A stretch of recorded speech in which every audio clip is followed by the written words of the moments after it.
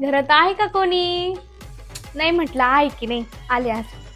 दादू कुठे गेलाय गाई? लाडक्या बहिणीसाठी गिफ्ट घ्यायला गेलाय वाटतंय ना. बहिणी गेली वाटतं माहेरी. आहे का तुम्ही? बाई बाई बाई, आज काय माझं भाग्य उजळलं. रक्षाबंधनला घरी आले आणि वहिनी साहेबांचं दर्शन झालं. मला वाटलं गेलाय काय माहेरी. नंदेला न विचारताच. वहिनी, तुमच्या भावाचा फोन आला होता का हो? माझ्या भावाने 3 दिवसापासून धडाका लावला होता फोनचा. म्हणून विचारलं. काय ग मम्मी? मी यायच्या दाखाने आधीच पळून गेलेली असती. आज परत थांबली. तुम्हाला वाटलं दादा मला गाडी घ्यायला पाठवल, पण यांनीच सोडलं मला. अगं यांचं मन लय मोठं आहे. पाहिलं ना, गेल्या लगेच बाहेर निघू 100 रुपये ओवाने टाकली.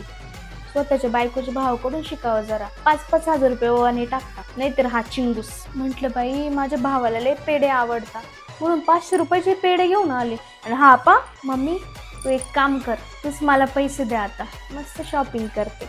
बाई वहिनी एवढं बनवलं जेवायला. तशी मला भूक नाही आहे, पण मग कसं आवडीचं आहे ना सगळं. मम्मी, वहिनीची साडी चमकते ग, दादाने घेतली वाटतं. नाही म्हटलं, मला नाही घेतली ना, अशी 5-1 हजाराची असेल. पण मम्मी, यांनी मला अंगठी केली व चमकते ना. अगं अमेरिकेवरून आणली. यांचं सारखं अमेरिकेला येणं जाणं असतं ना. मला पण म्हणतात चल म्हणून, पोरांमुळे कुठं जमतं ग. चल येते मी आता, माझी नणंद घरी आलेली आहे ना.